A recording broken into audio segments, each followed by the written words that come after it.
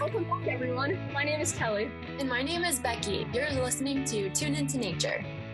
Today we have 3 guests, and we'll be discussing the Wolf Reintroduction that is on the ballot this November 3rd. For those of you that don't know, Proposition 114 proposes to develop a plan to reintroduce and manage gray wolves in Colorado to take necessary steps to begin the reintroduction by December 3rd, 2023, and to pay for compensation for livestock losses caused by the gray wolves. For those that are listening, if you're listening before November 3rd or not, we encourage you all to have dialogue around these issues. Human-wildlife conflict will become more common with habitat loss. So these conversations we need to get more comfortable with having, especially as natural resource students. With that being said, let's introduce our first guest, Rick Knight. I know you've worked with a lot of students and have a lot of experience in Warner. Can you just talk about how you got where you are? Well, thanks, Becky and Kelly. I've actually been at CSU and the Warner College before it was the Warner College. In fact, in those days, it was the College of Forestry and Natural Resources. But all my degrees are in wildlife conservation, and that's what I practice. And I really try to emphasize the coming together of the human dimension,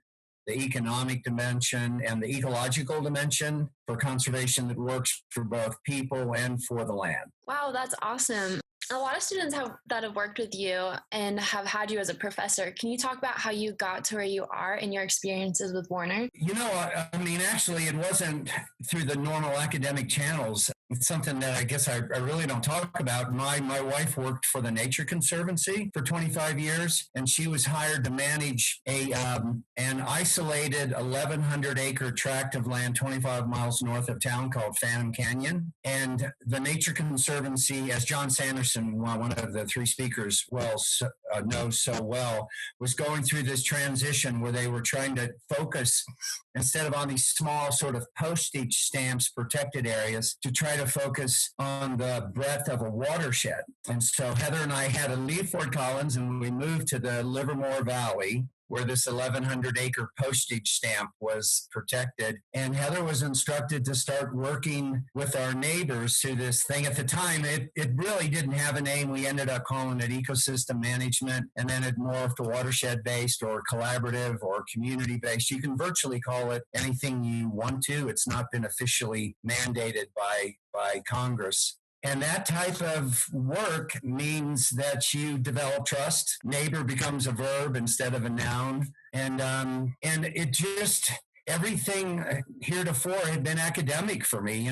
Typical bachelor's, master's, PhD. It was all academic, and that was about having graduate students and publishing papers. And all of a sudden, in my spare time, I was working with our neighbors to try to conserve a watershed that realtors and developers eyed hungrily from the south from Fort Collins. They wanted to buy all those ranches and break them up into small acreage ranchettes. And in those days, Colorado was literally losing the size of Rocky Mountain National Park every year of private farm and ranch lands into residential and commercial development. So people were actually talking about a build out when all the private land, which is like 63% of Colorado, was going to be homes and commercial development. But we were losing, 250,000 acres a year of very productive land. And if you're a conservation biologist, a wildlife biologist, the way I am, and you care about the maintenance of our natural heritage, you cannot stand by and let that happen. And so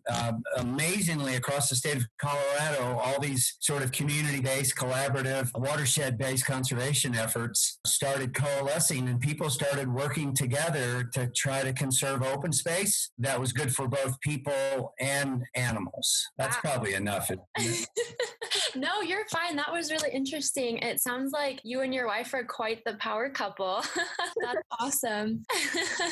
Yeah, that's such an awesome story. Thanks for sharing that with us. All right, next we have Brielle, who is a grad student with Courtney Schultz. Can you kind of go over what it's like to be a grad student during a pandemic and how that's impacted your research in policy?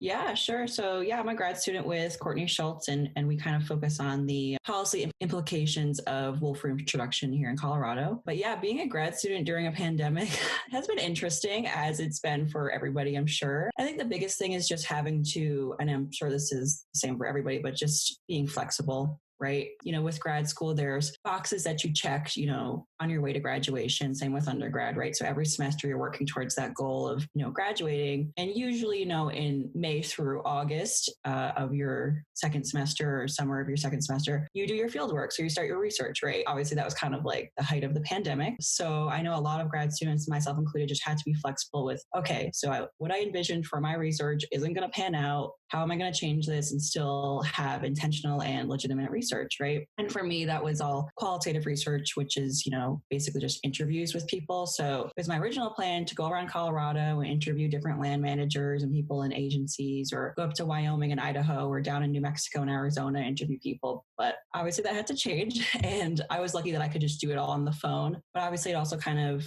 hindered the process where, people were really struggling during this time. And, when I send out an email being like, hey, do you have an hour to talk to me? They're like, well, this is not my top priority right now. There's a global pandemic going on. So that was, just an interesting process to go through. But yeah, I had to figure out how to work from home like everybody. I built myself a desk because I was like, I can't work from my bed for the next year. So let's figure out how to do this. Yeah.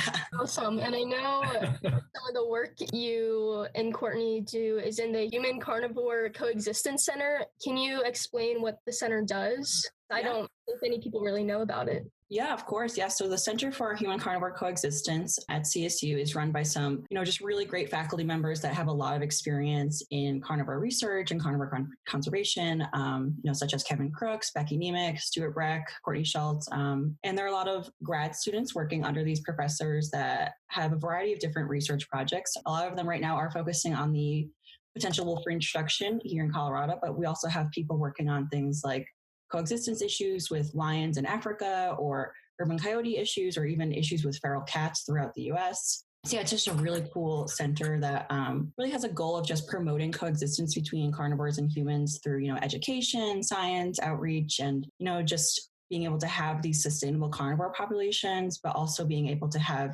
human endeavors thrive with just very minimal conflict. Thank you, Brielle, for sharing all of that. That was helpful. And I'm just going to segue into our final panelist, who is John Sanderson. John, do you want to tell us a little bit about yourself? Yeah, yes, I do very much, but I'm happy to. Thank you for having me here today. I first want to respond a tiny bit to Rick and Brielle. To Kelly's comment about Rick and Heather being quite the couple, they are extraordinary individuals, and they've collectively and individually had a tremendous impact on conservation in Colorado and throughout the West. Northwest of Fort Collins, true, in the Phantom Canyon area, but the area they've touched is much larger than that. And the reason one of the reasons that's worth knowing for actual and prospective students here at CSU is that so many people come to CSU because they want to make the world a better place. They want to actually have impact in the world. And Rick and Heather are both very great examples of how that can happen through an institution like CSU. And CSU and Warner College in particular is just really filled with people making a tremendous impact in the world. So that's really, really awesome. Thanks, Tom. Yeah, you're welcome, Rick. And it's very sincerely meant. And Heather works on the CCC staff, by the way, on the staff of the Center for Collaborative Conservation, and where I really get the great privilege of working with her.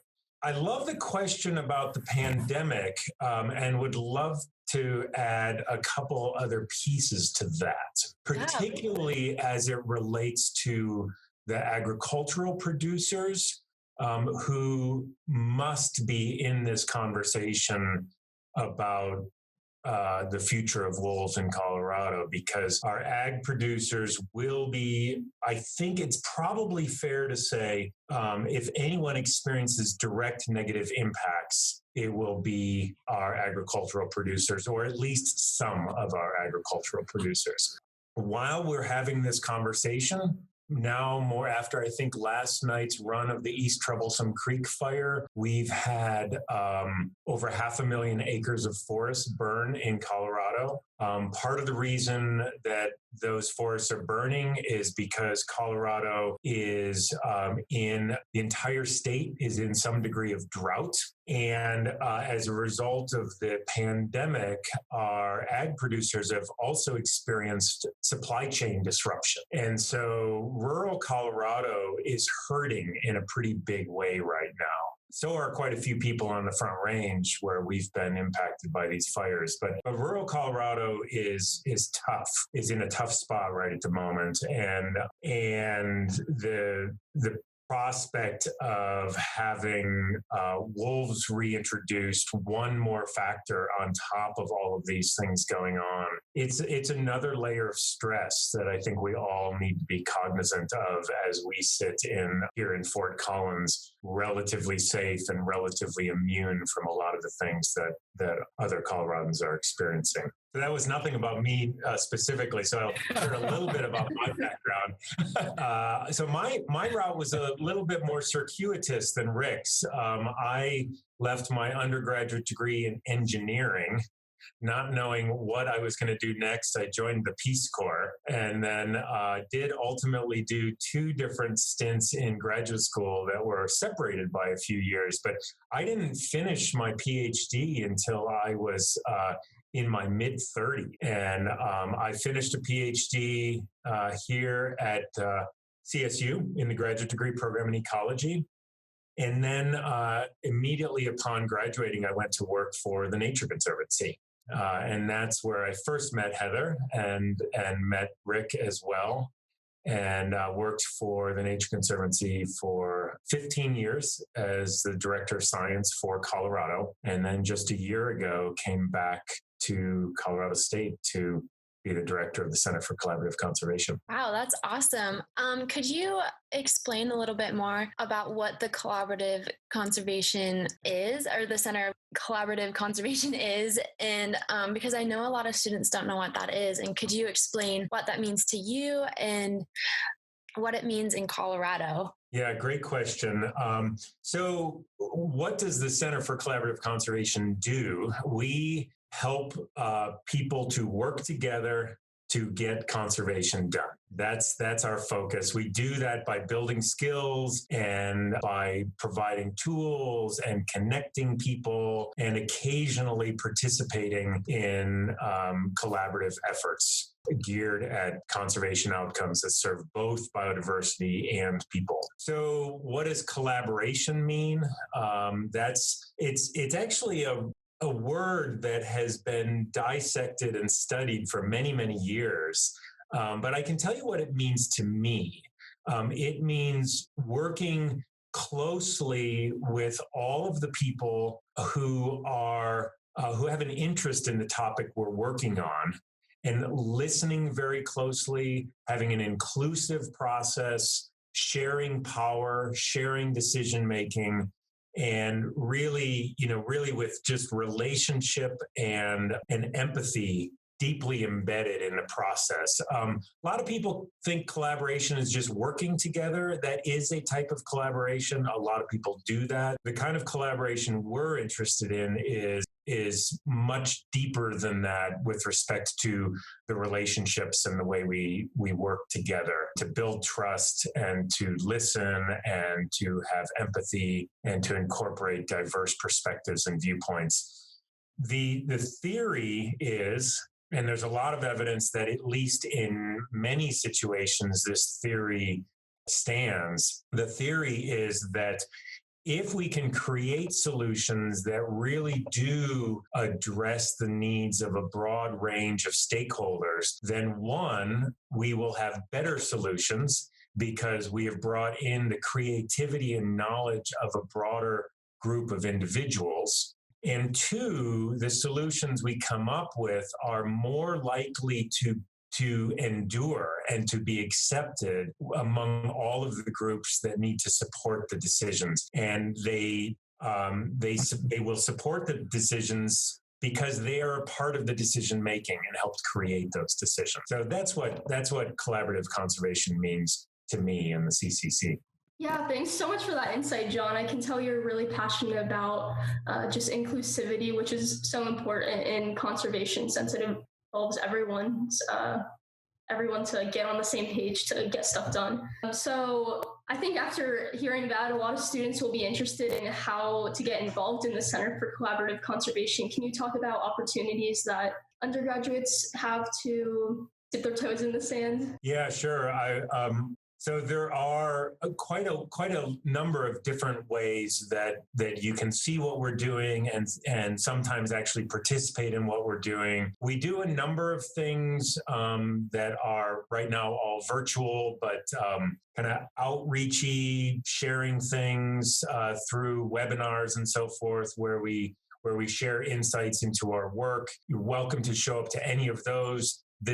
This evening at 5:00, we have the last of a 5-part series about wolves that we're doing in partnership with the Denver Museum of Nature and Science. On Tuesday, we are co-sponsoring a webinar with the Center for Environmental Justice that is going to be on inequitable access to nature. So you can show up to those kinds of things.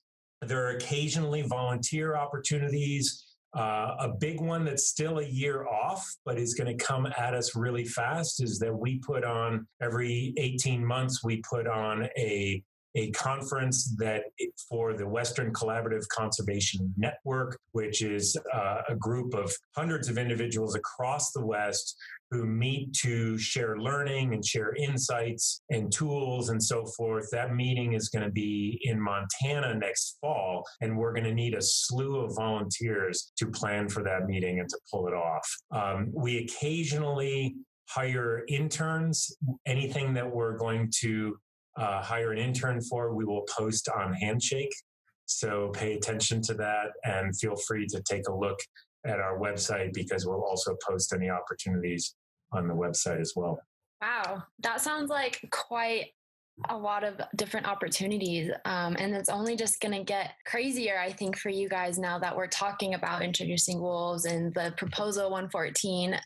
So my next question for you guys is kind of open-ended, so anybody can answer this, or everyone can answer this. And it is, what things should people keep in mind about this issue? You can go first, Rick, and then I'll follow up. Okay, well, I mean, one way I think to possibly, a statement that I could make to possibly pose to get people to think about this issue, and it doesn't matter what I think, but I can kind of set it up this way. I am absolutely for wolf reintroduction, or I should put it this way, I guess. I am not against wolf reintroduction. But what I am for is reintroducing wolves so the wolves find themselves in a receptive environment as opposed to an extremely hostile environment, which they encountered in the Northern Rockies. There was so much rural hostility to wolves that I just felt sorry for the wolves, because they didn't have a whole lot of friends out there. So I'm for that, but I'm also for wolves finding themselves in an environment in which the people feel like all their concerns and fears, potential economic hardships have been addressed. And so, in other words, getting the human and the ecological dimensions right together, I have no doubt that we can reintroduce wolves into Colorado. And I don't want to trivialize that so it comes across as though that's simple. You just back an 18-wheeler onto a piece of public land and open the door, and the wolves go out. And they start breeding like dogs, and the next thing you know, you've got wolves falling off the trees. I know we can do that, though. The hard part is getting the human dimension right, because it's so nuanced. And in fact, a real danger of focusing on the human dimension is generalizing, for like rural communities. There's actually plenty of people in rural communities that are in favor of having wolves. But it's so much more complicated, particularly that human dimension. The information spreads on that through social media in so many complex, hard to actually address ways. And so it just leaves you shaking your head and wish that you had a second chance to do it better and to get it right. And the interesting thing about it, we have learned culturally so much about reintroducing wolves through the Northern Rocky experience, and I guess we could include Arizona and New Mexico experience as well. I should include those. I think we've learned so much about those. Colorado is in this unusual situation where we can do it better.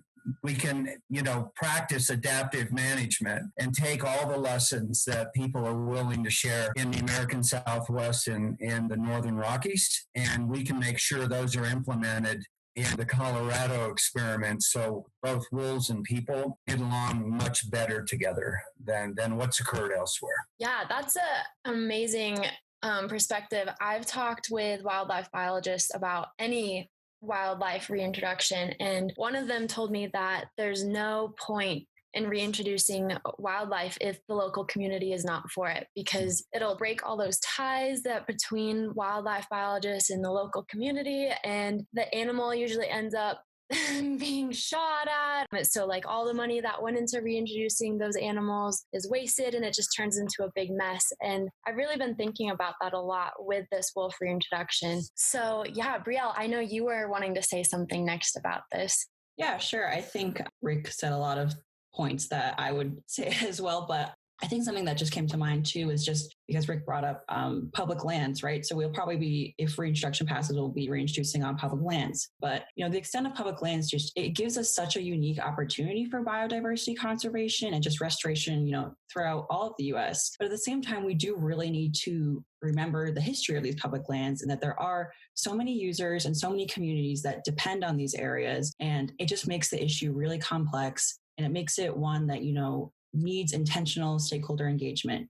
There are so many different communities and communities of users around these public areas that we need to have relationships with if we're going to be doing these conservation efforts, right? And it's just all about, making sure there's understanding of other people's perspectives, and just, it's just a critical part of the equation.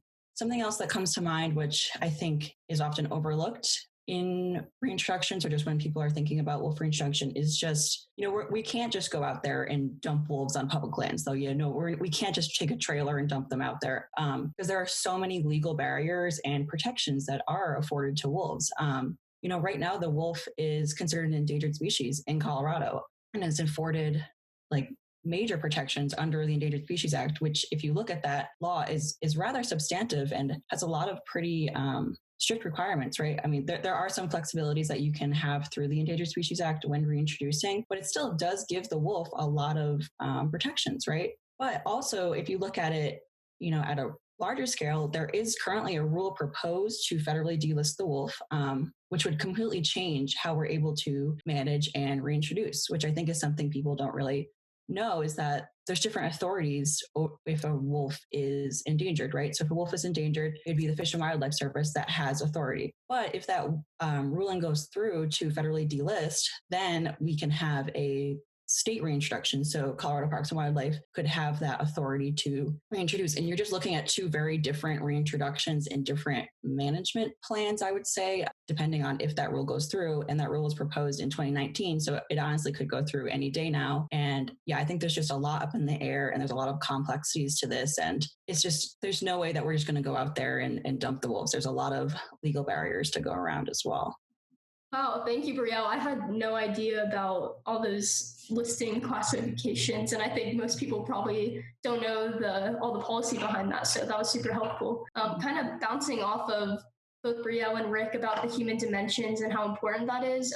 John, obviously you're really involved in that with collaborative conservation. Can you speak about some of the safety concerns that are some of the main arguments against the wolf reintroduction for the human dimensions aspect of it all? Yeah, sure. I can talk to that a little bit, but I'll start by mentioning that the Center for Human Carnivore Coexistence, Center for Collaborative Conservation, and CSU Extension created a series of 12 wolf information sheets. And we believe that these are perhaps the best, most comprehensive and reliable source of information on wolves that are available in the public sphere right now. Because if you just search the web for Colorado wolves or spend any time on social media, you're going to see some things that are worth paying attention to, and you're going to see a lot of stuff that is rhetoric and exaggerated and misleading. And so we tried very hard in these wolf information sheets to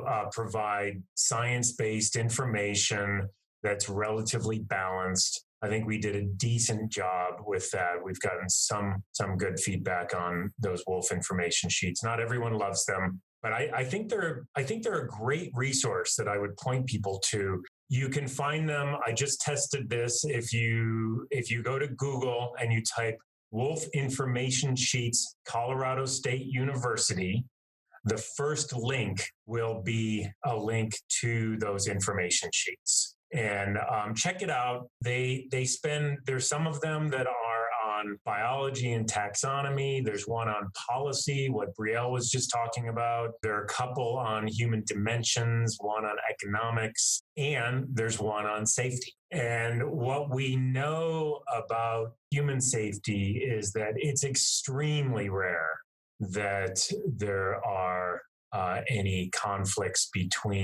direct conflicts between wolves and people where wolves are attacking people. It's extremely rare. In the entire 20th century, there was, I think, if I'm recalling correctly from the info sheet, not a single verified death of a human being in North America from a wolf attack. There were a couple of incidents where people were injured, but the likelihood of injury and definitely the likelihood of death are extremely, extremely small. This evening, we're actually going to be talking about living with wolves in my last episode with the Denver Museum of Nature and Science. And we'll be hearing from Kim Skylander, who works on my staff. And she lived for 7 years in Silver Bay, Minnesota. And she used to have wolves walking up and down the streets, like whole packs of wolves walking up and down the streets in front of her house. And there was never experienced any harm to people at all. Now, pets, it can be a little bit different, particularly with dogs, because dogs are competitors, and you do have to be more careful with your dogs. One of the things we talk about in the info sheets is that if you have a dog that you are taking into the woods in areas where wolves live, you probably don't want to let that dog run off leash, because they might well tangle with the wolves, and there's a good chance the wolves will win. And so, the safety consideration is, I think it falls into that category of things that are misconceptions, that wolves are really dangerous for humans. Whether you look at Yellowstone or the Northern Rockies, other places where wolves exist, there's just not a problem for human safety and wolves. Yeah, thanks for that insight, John. After mentioning the informational sheets that CSU has, can you speak more on how CSU plays a role in the wolf reintroduction, maybe in the science or the social science aspect of it? Yeah, well, I think the Center for Human Carnivore Coexistence has done a lot for, just putting out a lot of education, a lot of science, a lot of research behind potential wolf reintroduction here. My own research has looked at wolf reintroduction and just lessons that can be learned from past reintroductions in the Yellowstone area and then down with the Mexican wolf. Yeah, CSU obviously has put out those informational packets. Yeah, and then the Center for Collaborative Conservation, which John can talk more about this, but this year, they have a fellows program with grad students that I'm a part of, and it is focused on the wolf reintroduction. So that's all geared towards having collaborative research, focusing specifically on wolf reintroduction. So, another thing that's going on as well as CSU's orchestrating the stakeholder engagement plan for wolf reintroduction. It has about a 5-year timescale on it, and CSU's just done an amazing job of trying to have this as balanced as possible. So we include the ag concerns, the people, in ranching and farming's concerns, as well as the science, and trying to remain neutral in terms of the overall desire of wolf reintroduction in Colorado. So that stakeholder engagement plan it's just an amazing attempt to be inclusive and to take the appropriate time to try to, if we get support for this and can follow through on it, to do it right, to do it better. I do think it's worth, thank you for that, Rick and Brielle. I do think it's worth mentioning that if Proposition 114 passes, then the new law will direct the Colorado Parks and Wildlife Commission to make and implement a plan to reintroduce wolves. So there's no mention of CSU in the law, and right now, Colorado Parks and Wildlife, like any state agency, they cannot engage on this topic because it's a public, it's a ballot proposition that will change law and is being put in front of the public. So they can't render any opinion. They have to be very careful about what they say and what information that they put out. And I think that's over the past 6 to 9 months as CSU has been putting information out. I hope that it's been helpful in getting information out and beating the drum on good process while our sister agency has been unable to participate in the dialogue. That said, I think what the way that CSU is going to be engaging going forward, I think we potentially have quite a bit to offer around research, engagement with ag producers through extension and other means as well. What that looks like going forward very much remains to be seen and depends a lot on what happens on November 3rd. Well, thank you guys for answering all of these questions. I wish that Kelley and I had time to talk to you guys about this all day, because I know that we've just scratched the surface with this problem and it's way more complex than what we've already talked about. We haven't even been able to talk about groups like the hunter community and their perspective on it. But for the sake of time, we'll have to end the podcast there. That's all we have for this episode of Tune Into Nature. Tune in next time to hear about student panel talk about different clubs and organizations that they are a part of and how they're adjusting to virtual events. See you next time on Tune Into Nature.